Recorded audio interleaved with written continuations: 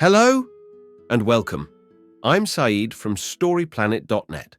Dive right into the essence of the most captivating books without reading them cover to cover.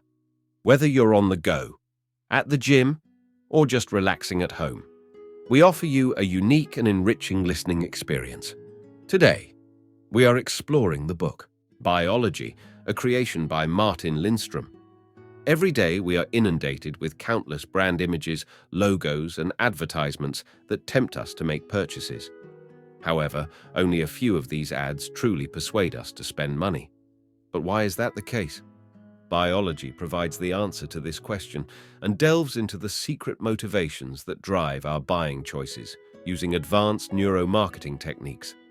Before we delve into these revelations, it's interesting to note that Martin Lindstrom, a Danish writer and branding expert, was recognized as one of Time magazine's 100 most influential people in 2009. Apart from advising leading companies, Lindstrom shares his insights as a writer for Fast Company and Time magazine, and has also authored several popular books. With 8 key ideas to unveil, brace yourself for a deep dive into this captivating book on StoryPlanet.net. To start, the text is about understanding the motivations behind consumer purchases. It emphasizes the importance of understanding what drives individuals to buy certain products or services. The book, Buyology, explores the motivations behind our purchasing decisions and argues that our choices are often influenced by subconscious factors rather than rational thinking. The author suggests that traditional market research methods like questionnaires are not effective in understanding consumer behavior and proposes the use of neuroimaging technology for better marketing strategies. The book delves into topics such as subliminal advertising, the ineffectiveness of using sex in advertisements, and the influence of factors like religion and disgust on consumer habits. Key idea number 1.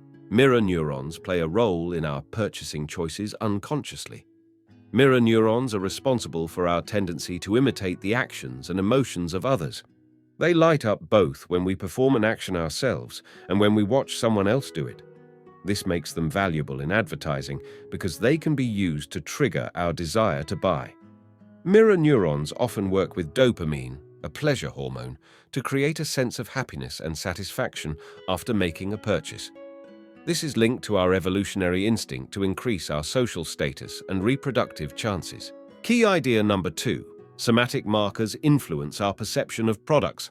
Our brains use somatic markers, shortcuts that trigger automatic responses to make purchasing decisions. Over 50% of our decisions are based on unconscious reactions. Somatic markers also lead us to prefer certain brands, such as Andrex toilet paper with its Labrador puppy mascot. Associations created by somatic markers can be a powerful marketing tool. For example, painting a struggling bank pink led to increased business due to customers' childhood associations with piggy banks. Key idea number 3. Marketers are using fear tactics to effectively sell products. Some marketing techniques manipulate our fear and negative emotions to make us buy more. When we are afraid or stressed, we seek comfort and pleasant experiences through purchases, which releases dopamine and makes us want to shop more. Fear-based marketing can create associations between products and the avoidance of negative experiences, making us more likely to buy. An example is Lyndon B. Johnson's Daisy commercial, which used fear of nuclear war to persuade voters. Products like diet pills and baby shampoo use the absence of negative experiences to also entice us to buy. Key idea number 4. Subliminal messaging is commonly used in marketing to influence purchasing decisions. Subliminal messaging, despite being banned, is still present in modern marketing through sensory stimuli that subconsciously entice us to buy products. Examples include smells, sounds, and symbols. Neuromarketing studies show that these subliminal messages do work, as shown in an experiment where test subjects who saw happy faces poured more and were willing to pay double for a beverage compared to those who saw frowning faces. This suggests that even small gestures, like a smile from a cashier, can have a significant impact on sales. Key idea number 5. Disclaimers and health warnings are found to increase sales, which may seem surprising. Despite the use of health warnings on cigarette packs, they have little to no effect on curbing smokers' cravings.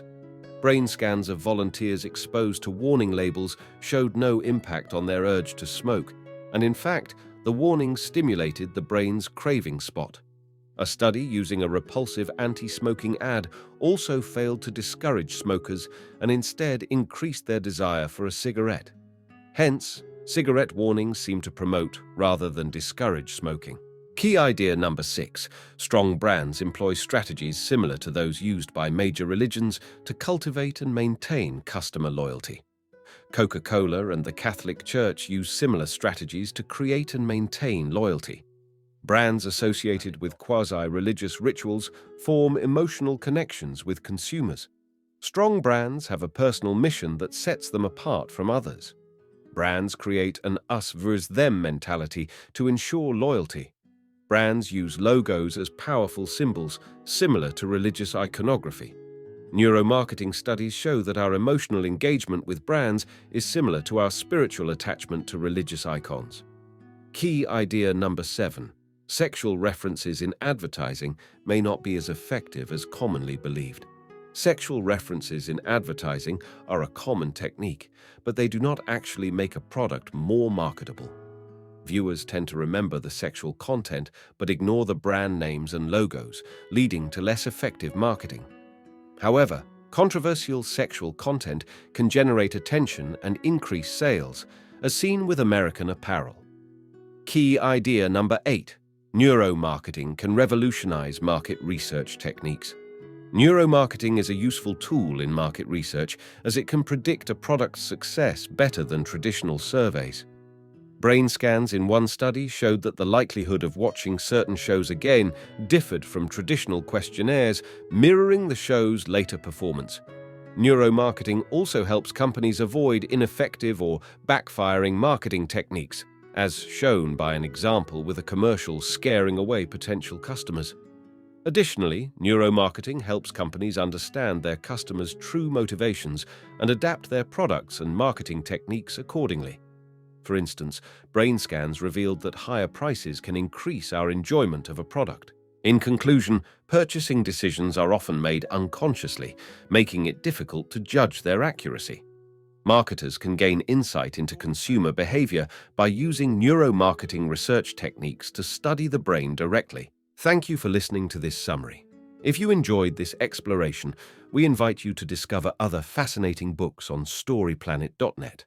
Don't wait any longer. A multitude of books, stories, and knowledge await you there.